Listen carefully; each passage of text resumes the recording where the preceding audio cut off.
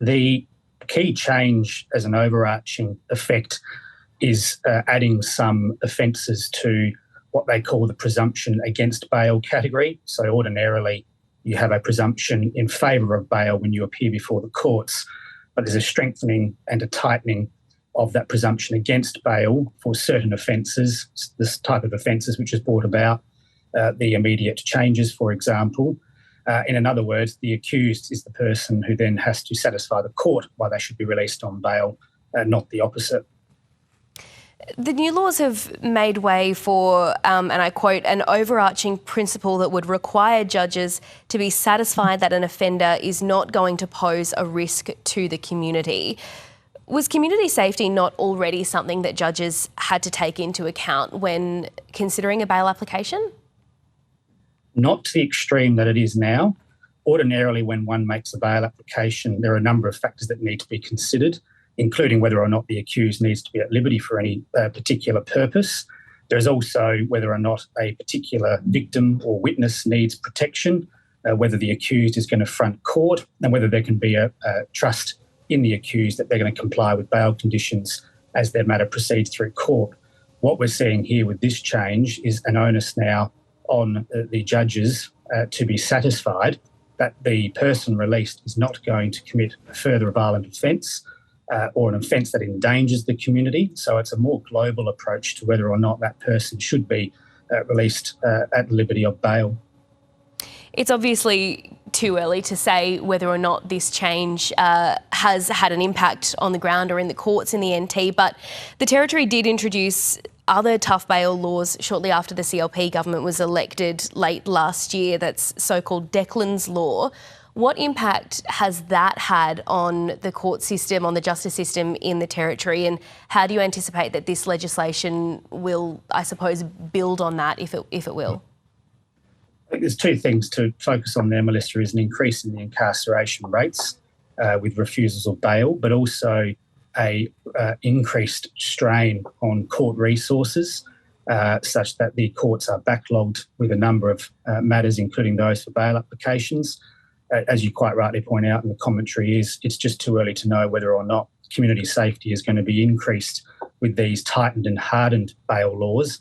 But what I think is absolutely certain, and I think the government have acknowledged, there's going to be an increase of more people incarcerated for a refusal of bail because they can't either overcome the presumption or the judges and the courts aren't satisfied that the community is going to be adequately protected. One of the numbers I saw floated around was that they're expecting incarceration to perhaps go up by some 400 odd with these new bail laws.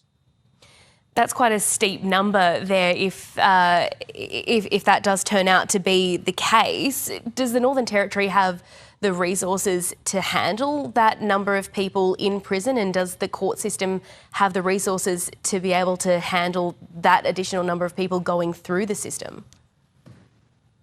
I'm not sure. On the first question, Melissa, I think as a matter of resources for a prison bed for the accused, that's a matter for the government, and we know all too well that there is serious issues with that.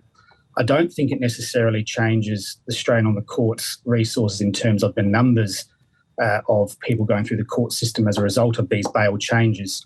The numbers of people going through the court system has in large measure been a result of the change to the types of offences which are now going through the courts or where bail has a presumption against. But nonetheless, the courts are still going to have the strain of having to now deal with these changes in bail applications and, in effect, assessing the balance between the tension of a person who has, as we all must remember, the ultimate right to a fair trial and the presumption of innocence, as opposed to a balancing of the tension where a court says, I'm just not sure that the community is going to be adequately protected with your release, and they can be incarcerated waiting their trial, not too infrequent, for some 1 or 2 years in some cases.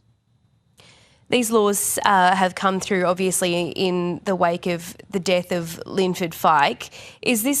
Will these help to ease community fears, do you think? Melissa, I don't know. That's obviously certainly a tragic case, and it's proceeding through the courts, and we'll all hear about what occurred in that matter in due course.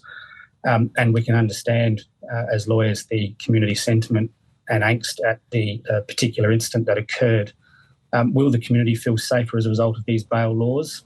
Maybe they will, because it'll result in more people being incarcerated. But again, we must remember what I mentioned just earlier.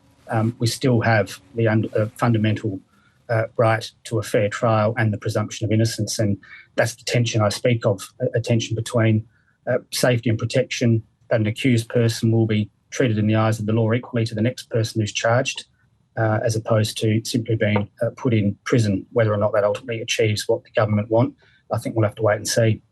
All right, Luke Officer, Vice President of the Criminal Lawyers Association of the Northern Territory. Thanks so much. Appreciate your time and insights this morning. Thanks, Melissa.